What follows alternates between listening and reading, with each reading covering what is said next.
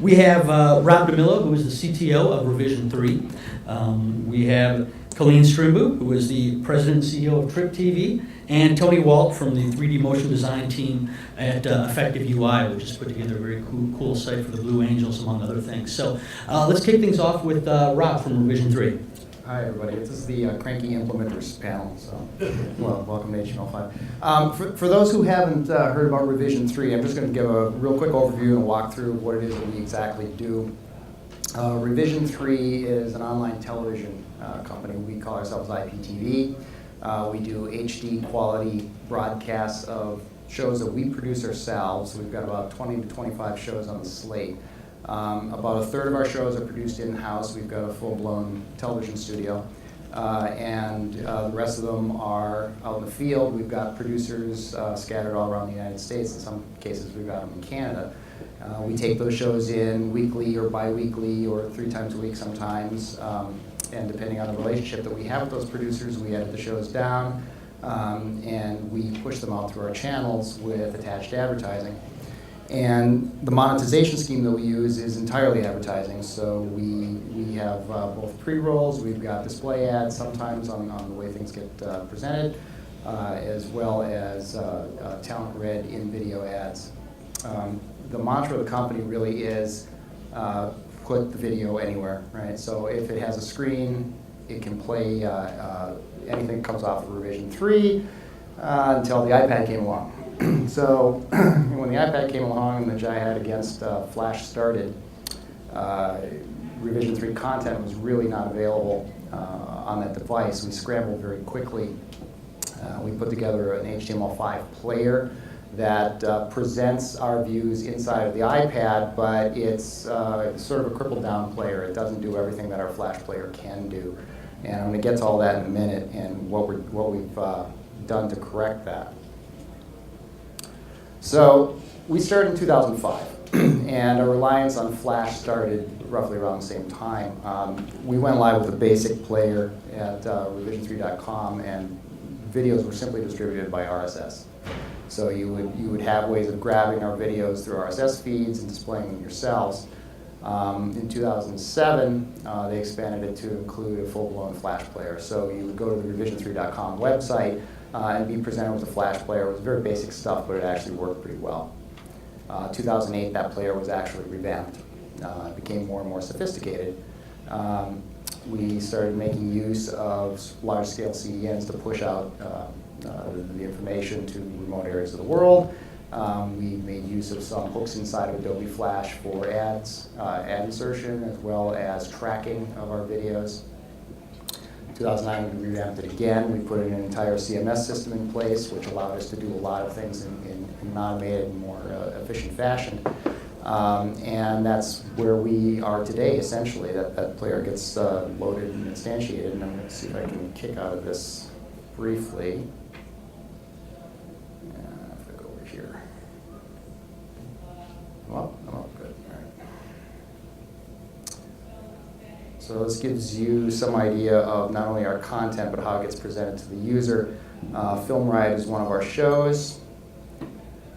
You see the Flash player instantiating down below here, along with a pre-roll ad. Yeah, this ad is no control of the ad that shows up. So Film Riot is externally produced. It's a group of folks down in Florida that make this on a weekly basis. They've got a Monday show that is also available through our scenes, and they have a what they do is they create movie effects, movie editing techniques, videos, that sort of thing, and explain how they do it to a pretty rabid user base, actually, that wants to understand how to make films themselves. And you caught us in the middle of October, so they've got their Bloodtober special here, which means a lot of people get... Robert Young of NSFW fame. Yes, sir. I was just in the neighborhood. Hold on. If we let the video play, you'll see the guy on the couch get Why are axed. you here? Wow. Anyway, so No, you don't the Flash player that's understand running how to right lead. now allows us to do a lot of different controls. We can move to different segments. The CMS system allows the user to see what segment is playing. If they want to jump to the position, it's fairly easy to do. There's the plug for it. We can take a look at other videos that we're playing on the site, specifically for this show, move to them, do whatever it is that we need to do. So that's what we had. That's what the iPad is making us move away from. And so now we talk about our new little position here. So the iPad came out, critical success, commercial success, obviously, and famously didn't support Flash players. So that put us in a bind, right? We had an issue where we were literally just ignoring the iPad until the summer of 2010, when we put out a very quick HTML5 player. That player is still running right now on the iPads. If you go to revision3.com site, videos that show up come through that HTML5 player, but there are issues with it. You can't do the segments. You can't. We can't get the ad tags in there in a completely acceptable fashion. Viewers were demanding a better solution. So that was where we were. So at the beginning of this year, we were faced with a choice. The choice was take Revision 3's engineering team, which is scrappy but small, and have them improve the Flash player, add additional features that the sales team was requiring and that our users were requiring, or we could take those same people and put them on an HTML5 player and try and get an HTML5 player that came up to parity with what we had for the Flash. So we decided to do that, basically. We did not retire the Flash player. We aren't retiring the Flash player. It will be in the background, but no further development will be done on it.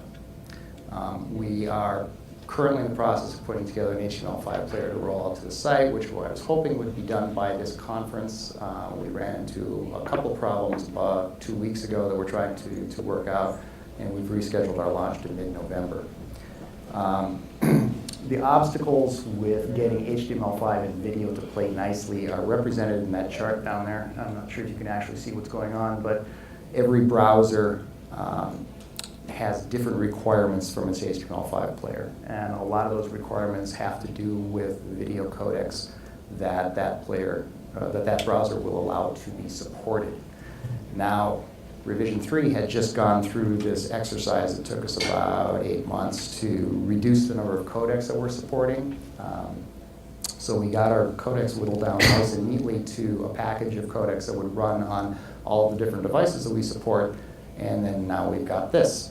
So we are going back through and re-encoding our video library for TheorusOG as well as WebM to cover the Firefox crowd.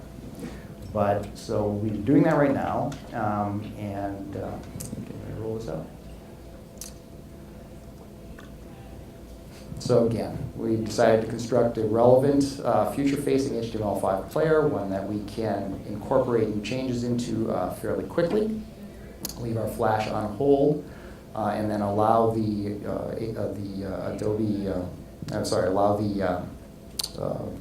web server to determine, based on the browser of the user coming in, whether it can support HTML5 or not, put that forward, and allow the user to move backwards to the Flash player if they're not having a satisfactory HTML5 experience. So again, we're in the final testing phase. It's going to get rolled out mid-November. I'm going to show you what it currently looks like. It's running off our production machine right now, so you can get some idea of how far along we've come and how close to parity it was with the Flash player. And aside from the Swiss cheese nature of the video codec matrix that you saw, some of the other issues that we've had to do with the fact that the majority of ad servers out there currently don't have ad tags that support HTML5. We are fortunate that we have a very understanding ad partner, and they have quickly put together an HTML5 ad tag library for us. We have the same problem with a lot of the analytics companies that we're using to track our video plays. They're also doing work to provide us with tags that make some sense. There were some issues with JavaScript, just in general, getting JavaScript to play nicely with HTML5. One of the issues that has kept us from launching prior to this conference is that Chrome keeps crashing. And not every version of Chrome, just some versions of Chrome. So anyone that's telling you HTML5 is a panacea just hasn't played around with HTML5 long enough for that to happen. But one of our biggest stumbling blocks is that we have something like 25,000 hours, 30,000 hours worth of video sitting in our backlog that we have to re-encode. That re-encode process is going on as we're sitting here talking about it. And all that data is getting put up onto our CDNs and being made available to the HTML players when they come out. So let me just very quickly give you some idea of what an HTML player looks like. So this is, again, coming off our development machine, so if it hangs up or falls down, sorry about that. Again, you see the video ad. This is not attached to the actual video. This is our system in the back end that's putting a pre-roll in front of the video that you're about to see. And kicks right into the video. You'll notice, first of all, it's faster than the Flash player, but a lot of that has to do with the fact that we don't have as many tags in the player as we do in the HTML5 player. I'm sorry, as we do in the Flash player. If I put my mouse over here, you see we still have all of the controls that we had in the Flash world. So these are other videos available on our site. And this is one trick that we're pretty happy with. HTML5 on its own does not perform screen takeover, which was also a large problem for us. So we faked it fairly effectively. Essentially, we compute the size of the screen that's taking a look at the HTML5 video, and we make a browser frame that's bigger than the screen. And then we expand the video to that. And it works fairly well. It works on tablets, it works on phones, and all that other good stuff. If I go back, what else we got? So there you go. You can see the way it works. That's it. There we go. That's us.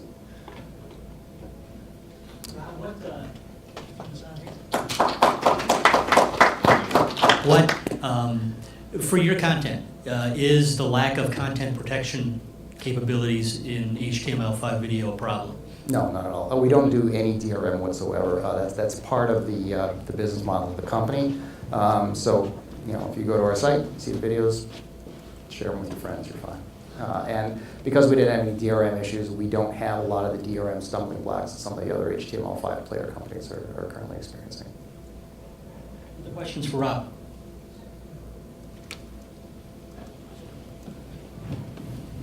So far back.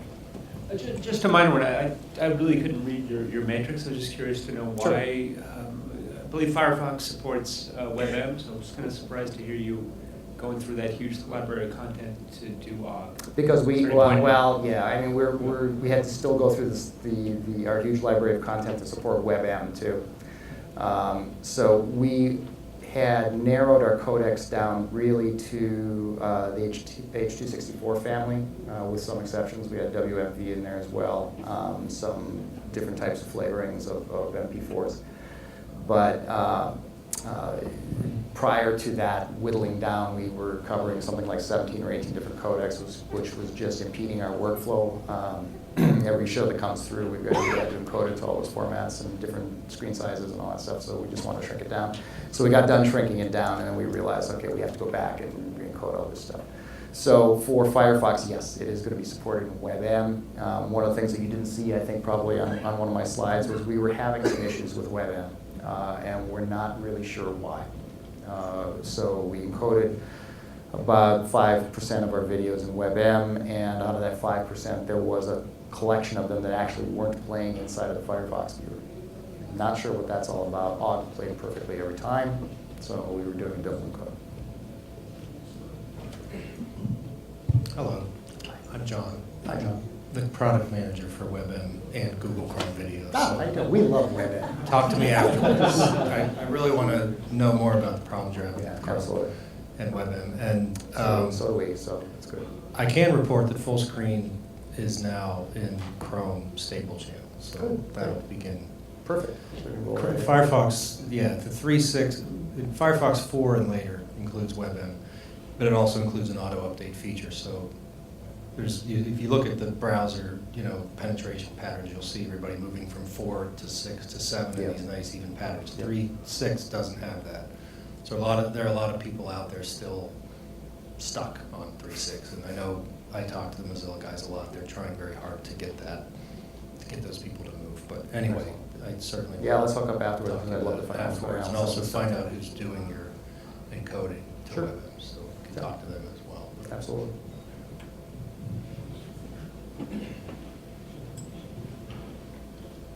So earlier you briefly mentioned you had an issue with tags from ad servers. Can you clarify?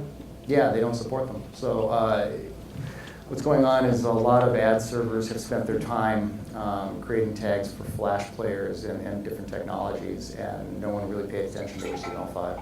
So it's not that there's any technical reason why ad servers can't create tags to support HTML5. They simply haven't done it.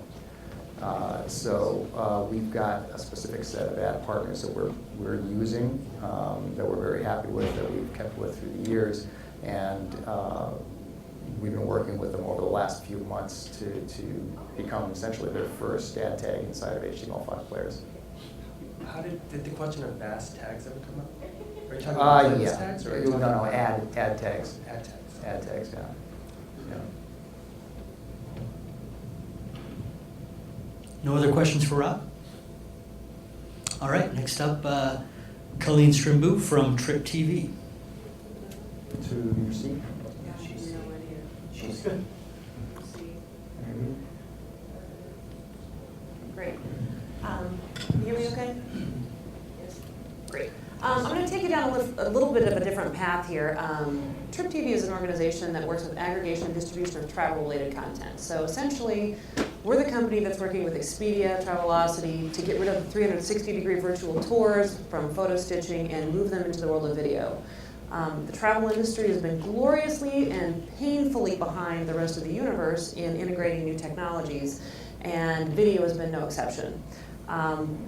If you've all seen a video player, there's no need to demo because we are a middleman in all of this. If you've seen a video player with anything in it, that's pretty much what we do. So I'm going to walk you through the case study and what we are up against, because what we do is a little bit different because we're not a landing page. I'm just going to start off with that. So we do aggregate, as I mentioned. We distribute content, meaning we push that content to our partner site. So Apple Vacations is taking content and embedding it on their pages and sharing it with their travel agency network. We're hosting it on Brightcove on our side. We're kind of a best-of-breed integration channel, so we're not doing any custom development on our side.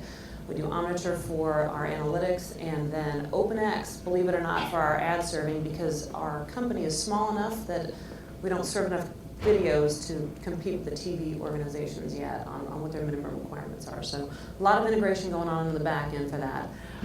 Anyway, we take that content in and push it out to that one single channel. We also have a library that people can come in, select the content that they want, and then take a copy of their embed code and go put it on their site.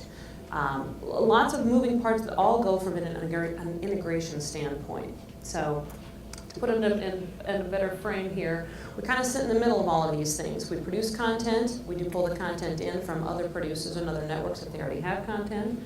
We syndicate that content out, and typically when you hear about distributing content, you're pushing content to a social channel. So it's a YouTube, a Vimeo, or something like that. We go a little bit beyond that, and we push content out to Condé Nast Traveler, or we push it out through the News Distribution Network, which pushes all of this content out to Reuters, Associated Press, a bunch of different channels. The key point in all of those channels is that once that video goes out via RSS feed, we lose the player. Because obviously USA Today won't let me control their player. I don't know why, I keep asking, and nope. So what that means essentially is that I'm going to take you to the consumer side of this. The consumer to me is both my client, being Apple Vacations or Expedia, down to the actual excursion company or the consumer who's shopping around for a travel destination or an excursion. They are expecting this to take place because the travel industry is so far behind music, news, movies, television, and they're waiting for this experience to take place. So because my market is new and nobody's using video, HTML5 was kind of a gift to us, sort of, kind of, because it wasn't there and all of a sudden there was a mobile solution and it was glory and hallelujah, it was great, except for the fact that functionality was lost and consumers were still expecting the same experience from one page when they went to another. So lots of communication breakdown there, and I've got about 3 different customers going down the chain, from the news channels to our clients, and then the consumer on the back end. So it's a very different experience as far as HTML5 is concerned for us. Obviously, my consumer is any number of people working on a browser, and they're expecting the same visual presentation that they get from one site to the next. If I can share on one, he's throwing things over here. If I can share something to Facebook on one channel, how come I can't on another? If I can scroll through tab presentations at the top of one screen, why is it not available in another channel? And our customers are expecting that same presentation over and over again. So depending on where we're putting content, where we're distributing content, and certainly where we're syndicating content, we're losing a lot in the translation of where those videos are going and where they're being displayed on behalf of our customer. So mobile having a solution through HTML5 is great, and thank goodness. I'm really grateful for Brightcove. Specifically, they've been doing a lot of development on the back end to at least keep us going in that right direction, so we can counsel our customers to choose the right platform and the right player before they start embedding content on their website. So, and just as I was mentioning earlier, we are hosting this content on 10 Best to research an excursion. Obviously, this is a standard Brightcove player. It has all the standard functionality on it. But when we get to a place like the Chicago Sun-Times, the functionality is then gone and diminished because they're on a completely different platform. So visual experience is very, very rough for us to maintain and also to communicate. So as far as obstacles are going, and I know these were case studies that we're supposed to manage on our end, is what player features are supported. When we're going into a customer, because we're a B2B, but we're also managing that relationship, counseling them on which player to choose on which page of their website so that it translates down is very important.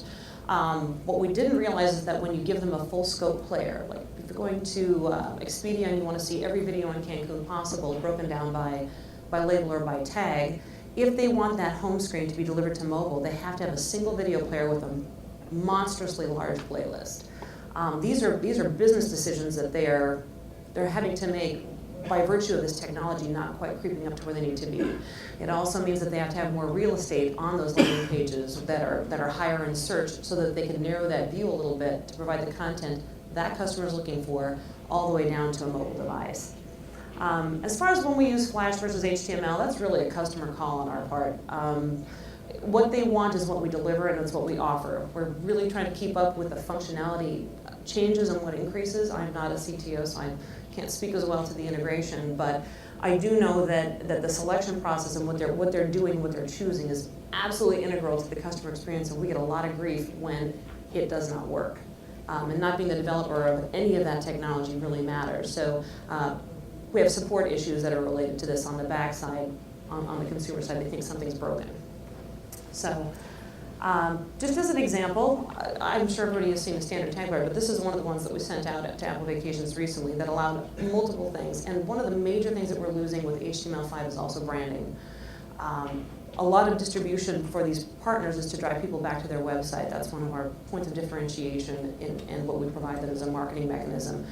They do lose that in the translation, which is rough. Obviously, the listing functionality is done, and also the tab features. So the basic functionality of it is rough for us, and once those advanced features can keep up and can be delivered down to a mobile function, that would be hugely beneficial. This is a standard one that has come up multiple times. And what we didn't collect, which I'm sure you've seen before, is that the share features on the top player, which if you scrolled over, it would still be there. This is the experience when you're trying to sell something on Expedia and convert a sale is different. People aren't able to shop, search, or manage their experience, which is one of the major benefits video provides on a consumer level.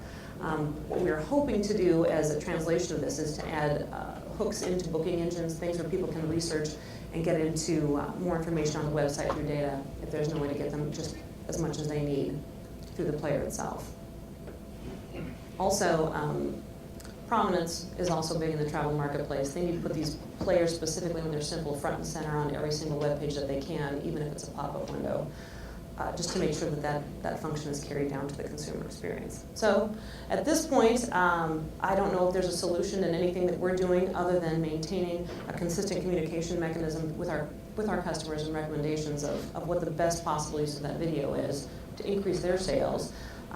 We use HTML5 when we can, and Flash all other times until there's enough support in the delivery system to allow us to handle that. So obviously you all know, you're way beyond me in technology, you know the comparison between the two. So that our market is a little bit different because we are point to point and we push content out to multiple channels and we're not a landing page. So our focus with our content is the consumer experience, really truly on the purchasing level, and what we need to do to deliver this video to them in a seamless and consistent format.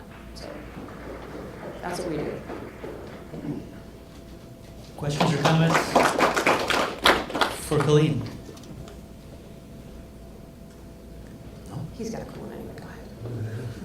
Well, then let's move on to Tony, and we'll have more questions after Tony's presentation.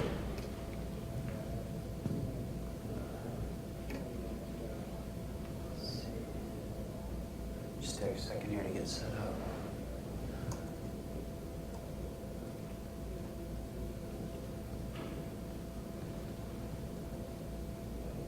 There it goes. So I'm Tony Walt. I'm the Director of 3D Motion Design at Effective UI. My team's responsible for the planning, creation, and implementation of media across Effective UI's projects. If you're going to tweet at Tony J. Walt and just use hashtag Effective UI. So Effective UI is a user experience agency. We build applications with a focus on the user, enhancing their emotional engagement with companies and their brands. So for this, we're going to be talking about the Blue Angels, who we got to work with recently. For anyone who's not familiar with them, the Blue Angels are a flying aerobatic team. They're established in 1946 with the mission to enhance the Navy and Marine Corps recruiting and to incredibly represent the Navy and Marine Corps aviation.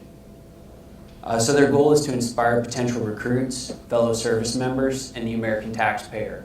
And they do it primarily through these flight demonstrations that garner up to 14 million spectators each year. At these air shows, they'll fly the jets as low as 50 feet off the ground. They'll get wingtip to canopy separation of only 18 inches. The solo jets will fly so fast that they approach the speed of sound. And one of the maneuvers in particular, they'll pull 7 Gs.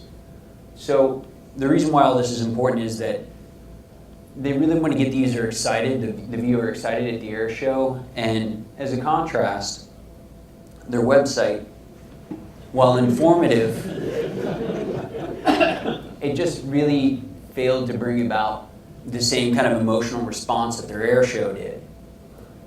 And so Microsoft saw that, and they partnered with my company, Effective UI, to build a better site that would take the excitement of the air show beyond its physical location to a broader internet audience, and also would enhance that experience, offering things they couldn't get at the show itself. So we used HTML5, and the primary use of that was on the home page. So let's take a look at that now.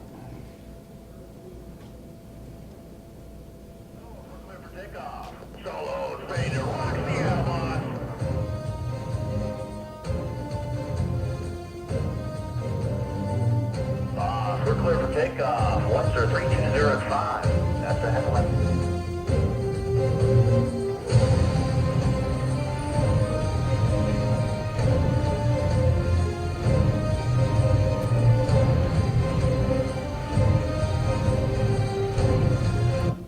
So I'm going to cut it off there. I'll show again more later. But essentially what you're seeing there is an animated user interface that's done with CSS3 transforms and JavaScript, custom preloader and audio widget that are done with Canvas and JavaScript, and then a separate audio and video that are done with the audio and video tags. We kept them separate because the playback lengths are different. And the main reason why we did this was, again, that emotional engagement. We wanted to get people excited right off the bat when they got to the site, and that's really going to affect the way they consume the rest of the site as they go through. We also wanted this page to tie into the feature pages, like inside the demo and the aircraft pages.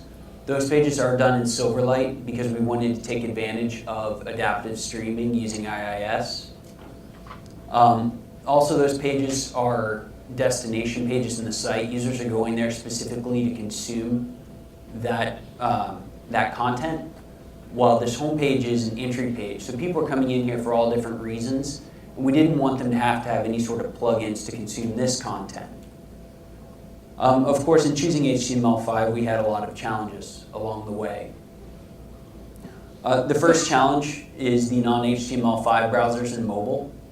So non-HTML5 browsers, clearly we couldn't just serve the video and audio on those tags. And then for mobile users, with the devices supporting various resolutions and profiles, and then the way they handle video, many of them have to be user initiated and they play in the native player as opposed to inline. Bandwidth and data plans were also a consideration for mobile users. And for background video, we just didn't feel like it would be appropriate to serve a baseline 12 megabyte file to serve as background. So we used progressive enhancement and we served a baseline experience. So what you're seeing there is the baseline experience. There's no audio widget and they just get an image. And then if we detected the proper settings, we would then inject the media. Of course, that also caused a problem. So what you're seeing here is some inconsistent playback. We would inject the video tag via JavaScript and we would get stuttering and ripping in our video. So what we discovered was if we had the video tag already on the page and then we either populated it or removed it once we detected the user's setup, playback got a lot more consistent. We also had inconsistencies on the animations. So here you can see the CSS3 transforms were handled differently, there it goes, with the different browsers. And so we just had to test in all the browsers to ensure that the animation played well in all of them. Encoding, you've probably seen this one a lot today.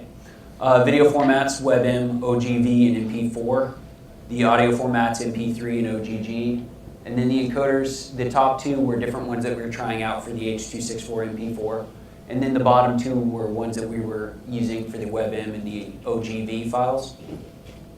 You'll notice WAV was not among the audio formats. It was 5.5 megs bigger, and it didn't really seem to be necessary for our audience. And the MP4, since we weren't supporting mobile, we were able to go with the high profile, so that took us from a 12 megabyte file down to about a 6 megabyte file, which was really important because we wanted the video to load as quickly as possible so that people would get that before they move on to another page in the site. Another issue with video ripping. You'll notice the ticks on the navigation are ripping the video. Whenever you would animate over any of the buttons in the main nav, we had those ticks animated, similar to the way the ticks on the left and right side are animated going up and down. So to get around that, we wound up just disabling them until the video was done playing. We believe it has to do with the shadowing on the ticks and it just being too complex of a redraw when laid over top of the video.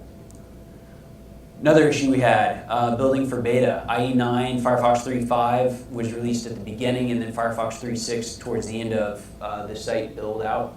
IE9 presented a lot of problems when we were working with the developer preview. Things that would work one day would not work 2 days later.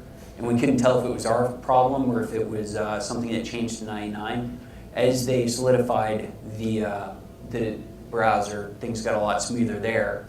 Firefox 3.5, however, caused a lot of headaches. We had a lot of issues with the event model, and that was one of the worst offenders for us. So things like the ended event didn't seem to fire unless the media element was looping, and the progress events weren't firing the same across the browsers.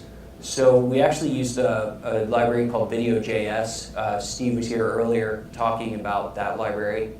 To unify the event model, to give us something that was consistent between all the browsers so that we could control how the video is going to play. The one issue we had there is that our video was atypical. Instead of playing in the foreground, it plays in the background. It's not user initiated, so we had to suppress the play controls and get the video to play how we wanted it to play. So when all was said and done, this was the final product. Solo for clear for takeoff. Solo, Ranger 1,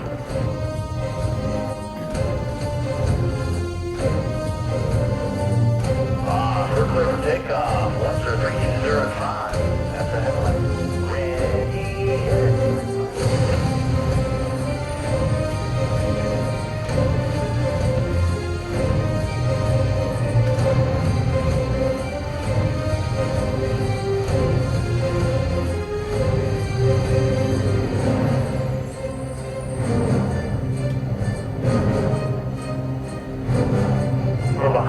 Delta roll, lost 5-2.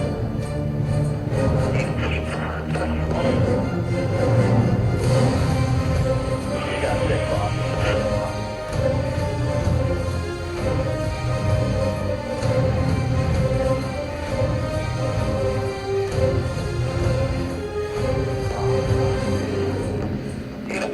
So for MF16 was fired up over the lake.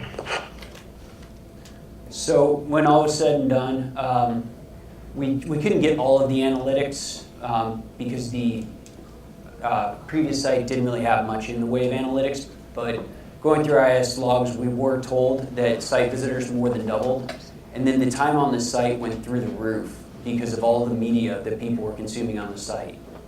My slides are available on SlideShare, so if you take a snap of that QR tag, that'll direct you to those. And that's all.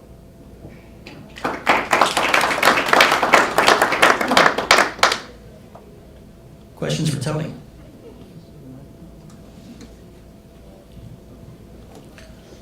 Two questions for you, actually. First off, on the JavaScript side, all of you have expressed a significant number of challenges dealing with JavaScript. Did you find that things like jQuery, JQTouch, and then Event.js provided some stability and platform agnosticism, or did you need to hand roll your own?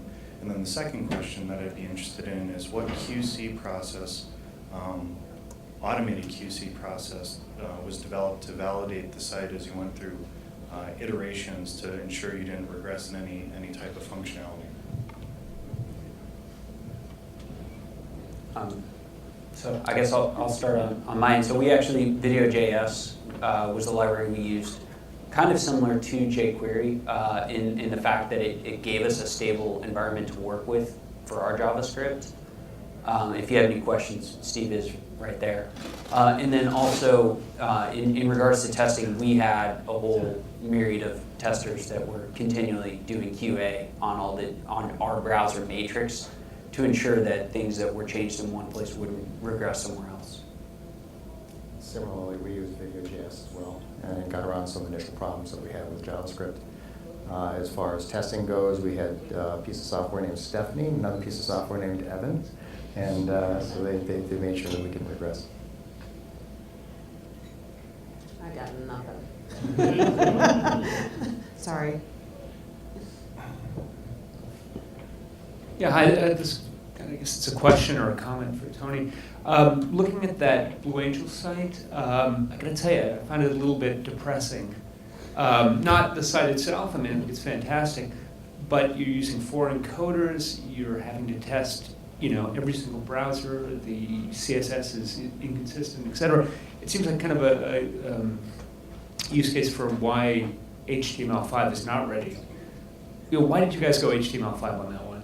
It just seems like a lot of work, and probably a lot of money, and it's going to be a lot of work and money to update the site and change things. Well, first of all, in regards to the encoder, I listed those 4 primarily just to show people some of the variety. In general, we stick to XMedia Recode for our WebM and OGG encodes, and we use, it really just depends upon how we're feeling that day for the H.264. We bounce between a few. But Handbrake's actually been our favorite. So really you can get away with only a couple encoders, at least as far as we know. We could have done more of the site in HTML5 than we did, and truth be told, we really liked using HTML5 for the accessibility reasons. I mean, it's a government site, so it's absolutely essential that things be accessible. So it provided us that. There's a lot of accessibility built into the site that you just don't see watching the video. Semantics was a huge thing for us too, and Silverlight, would cause problems there. So who made the decision to go HTML5 in the beginning? Who was the one who said? Microsoft actually told us that they. So we started off actually building a lot of the site in Silverlight. We were working with Microsoft and one of their Silverlight evangelists, so obviously that's kind of where we started with our headspace, and then we started talking to them about implementation and accessibility, and that's when HTML itself came into the picture. So then it was Silverlight and HTML, and as we got further into the site, we saw that we really wanted something to just bring people in at the beginning, because initially it was just a static homepage, and we felt that was a perfect opportunity to start playing with the HTML5 chops and see what we can do there to really create a cool experience. And since it is an entry page and people aren't going there specifically to consume that content, we felt HTML5 would be a good way to go. Then they don't have to be prompted with any sort of plugin or anything. Okay, thanks.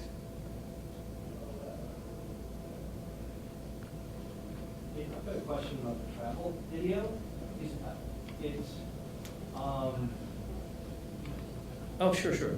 Yeah, regarding the travel video in B2B, if you step back and abstract it as B2B video distribution to from a number of people to a completely different group of people, and you're the facilitator of that. How do you manage, can you talk a little bit more detail about how you manage expectations in particular when it leaves your player environment and it's a raw, lack of a better term, a raw file that is being delivered on somebody else's platform? I think you had the Chicago Sun-Times up there, the Trib.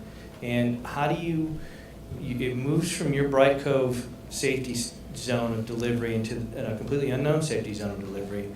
The expectations back to that content owner that you're facilitating, metrics, quality, feedback, all that, how does that happen? Two different things. Number one, there's a lot of paperwork because we have to make sure that we have rights to that content to push it out there to begin with. So there's a lot of I agrees in terms of I own all of this out of the gate, because our value proposition to the marketplace is that we're increasing reach and incremental viewership to an audience that's been stuck in Travelocity land for a long time. So getting that content to be pushed out there is what we want.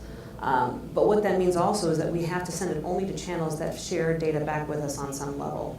So we've had to not go directly to a USA Today. We've got to go through a company called News Distribution Network that is the rich media channel to all of them and tracks all their plays, and then do an API integration on the backside so that it comes up in our reports.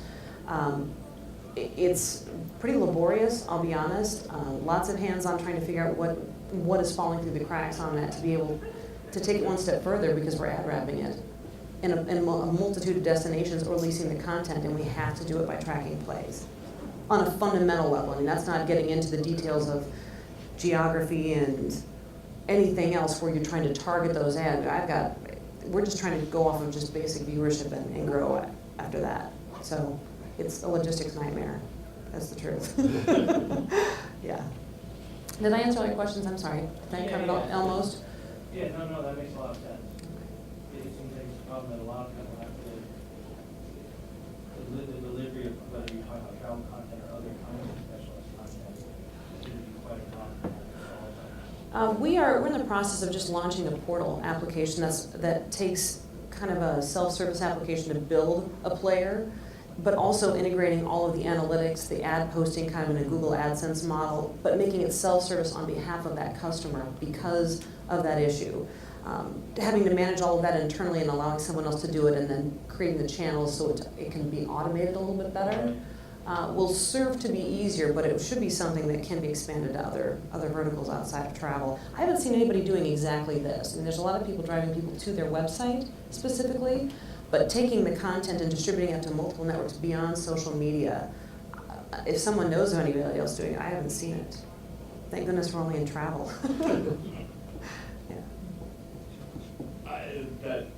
That answered some of it.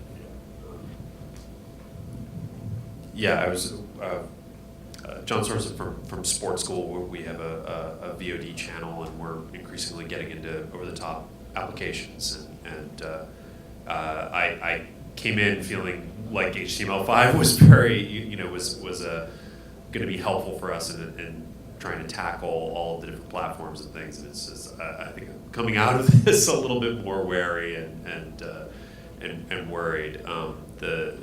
For us, some of the issues are we're creating subscription applications, and we're using Brightcode as well for a lot of our renditions. And I think I was trying to push past Flash, and not doing a lot of Flash renditions, but now I just I need Brightcode to supply even more renditions, because I still have to continue supporting it.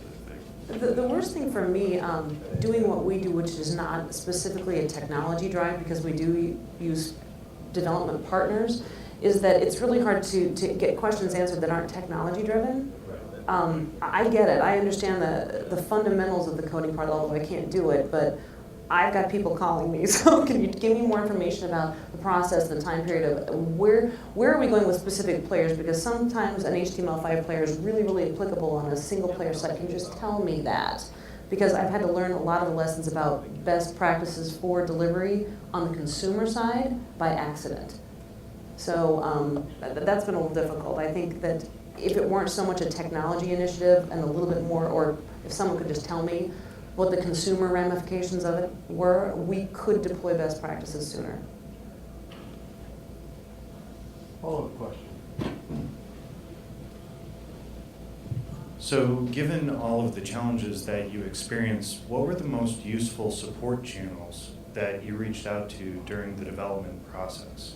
Did you find that the browser community or online social community supported you, or was it more in-house kind of try this, try that, and work our way through it? There is a vibrant HTML5 development community. I mean, there are a lot of them in this building, actually. So reaching out to those folks was very, very helpful. A lot of our issues revolved around making sure that our partner companies had the appropriate tech from us and vice versa in order for the HTML5 player to work. We also employed a contracting house that was familiar with HTML5 to assist us for the majority of the process. So it was a combination of things. We never reached out through social nets, but we did reach out through development and community forums. That kind of stuff always proved to be helpful. When we hit something that we thought was a roadblock that was potentially an industry-wide roadblock, we confirmed that. And then wrote around it, essentially, to continue to move forward. And HTML5 development itself is moving so quickly that problems were actually getting solved while we were trying to solve them. So there was some of that occurred as well. And on our team, we have a lot of really talented developers and just people stabbing at it, but also HTML. And I may have these wrong, so forgive me, but I think it's HTML for everybody or HTML5 for everybody, and Dive into HTML were two sites that we used for information. That's an excellent site. Looking at the spec itself to see what information's there, and then, just kind of hitting it. And actually, there was some information just looking at what was going into the Video.js as to how they were doing things, how we might be able to learn from that.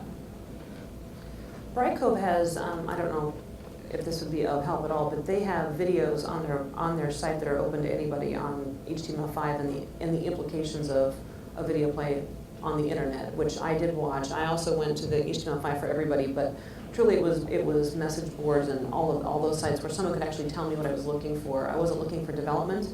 I was looking for application. What can it do? What can it not do? And where's it been applied that I could see it outside of where we're at, because I'm kind of asset manager autonomous right now, and I want to see what my options are. So.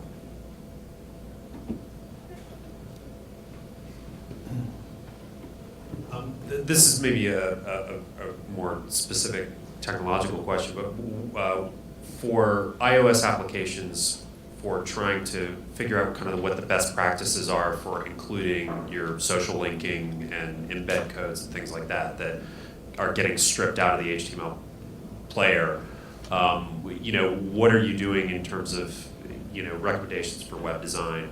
For example, we have a separate project where we're trying to create a kind of an HTML5 site that plays across as many platforms as possible, and not really have a lot of different mobile versions for different platforms. And our simplistic one is just a hard embed encodes for Facebook likes and Twitter in the web page below where the player would appear, because all of our links that are attached to the Brightcode player are getting stripped out. Do you have any other kind of approaches or recommendations for how you're struggling with that? Yeah, sorry, I'm just going to jump in there real quick. Can I keep here to be right? I think. Yeah. All these playing with that, do you control your content? Is it your content? Yeah, it's Put it in as a graphical overlay, so it's disseminated. If you don't control the HTML, which we don't primarily, we wrap everything into something so if it's shared, at least it doesn't go away. It's also just, dealing with the analytics, and it gets, Keep talking. Well, it is a solution, but one of the worst things about us is that we don't ever control the HTML, ever. Right. Therefore, I can't do that, which means if I don't put it somewhere in the player or somewhere in the graphics, I got. Right. I'm only able to do it because it's a new project for a new site. Yeah, exactly. And maybe he's got it better. Yeah. So our motivation for going forward here was very similar to yours. We were. iOS was sort of dragging us kicking and screaming into HTML5, and we really did want to keep was showing us the bright new path of HTML5 going forward. And we really did want to keep everything as simple as possible, development workflow-wise, because we do have a small shop. So the original motivation was, look, just want HTML5 to kill everything and go from there. And it almost sort of worked out that way. Our HTML5 player will play on iOS 5, it'll play on Android, it'll play on Google TV, it'll play on this thing once it reboots, it'll play on that thing. So it actually did hit that. In order to deal with the social aspects of it, the embed codes and everything else, we have, sorry, yeah, I know. Did I actually not? Am I out? Yeah. Oh, for God's sakes. Oh, look, there I am, Daisy. Yeah, thank you. Yeah, I won't show you. Anyway, so when the thing is playing, what will happen is if you mouse over the window, you will see a group of discrete controls. And those controls will do things for you, like present you with an embed code that you can then pass to someone else. It will allow sort of what has become the traditional sharing icon to show up, and you click on that and share with Twitter or G+ or anything that you're particularly interested in. The embed codes will be fine inside of a Facebook page. It'll be fine inside of your personal website, whatever. So it's we didn't change the concept. We just changed the way those concepts are presented to the user that are making use of the player. So how are you producing those? Through Java or? Yes, that's exactly right. Yeah. I think it's funny to note that Brightcove doesn't use HTML5 on their homepage. Yes. That's kind of an interesting point. It's a choice, okay? It's a choice. All right, well, time to wrap up. There is a networking reception on the exhibition floor from 5 until 6. And thank you, Colleen, Rob, and Tony, and for the audience for all your questions.